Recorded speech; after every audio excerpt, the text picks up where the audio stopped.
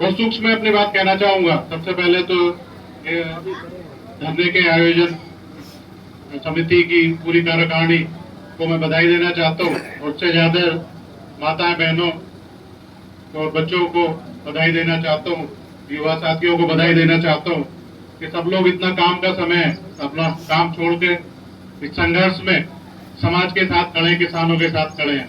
ये कोई मामूली घटना नहीं है, ये हर किसी के बस की बात भी नहीं है। आंदोलन करना बहुत ही चुनौतीपूर्ण कार्य है, और विशेष रूप से आज के समय में इतना विघटनकारी सरकार है, इतनी नकारात्मक सरकार है जो किसी की बात सुनने को तैयार नहीं, मानना तो छोड़ दिए, सुनने को तैयार नहीं है। ऐसी परिस्थिति में आप जो कंधे से कंधा मिलाकर घुटने गाड़ के जो है आंदोलन कर रहे हैं, उस सबके लिए आप लोग बधाई के पात्र हैं। हमारे यहाँ कहा जाता है कि जमीन किसान की माँ होती है। आप सब लोग इस बात से सहमत हो? और माँ को बेचा नहीं जा सकता, ये भी इस बात से सब लोग सहमत होंगे।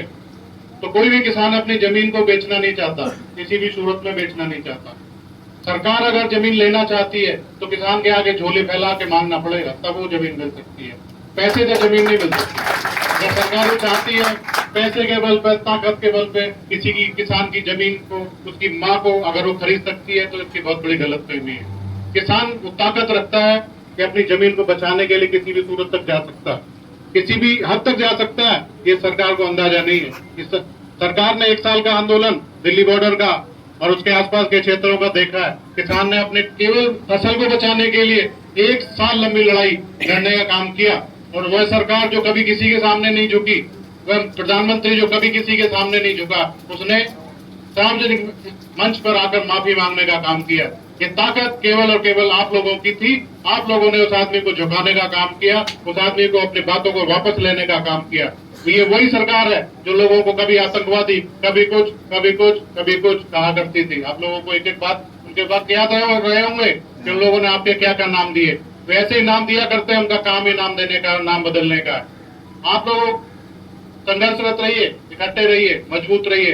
ये सरकार झुकने के लिए बनी है, और आप लोगों में ताकत है, सरकार को झुका सकती है। मैं आप सब लोगों को बधाई देना चाहता हूँ।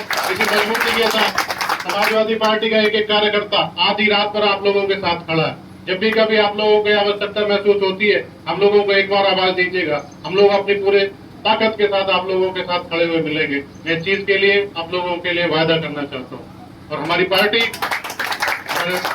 जिलाध्यक्ष जी मौजूद है, बाकी चीजों को आगे रखेंगे कि हम लोग किस स्तर तक आप लोगों के साथ मौजूद है। पूरी पार्टी आप लोगों के साथ में तैयार होने के लिए, खड़े होने के लिए तैयार मिलेगी। इन्हीं बातों के साथ अपनी वाणी को विराम देते हुए आप लोगों का धन्यवाद करना चाहता हूँ। बहुत बहुत शुक्रिया।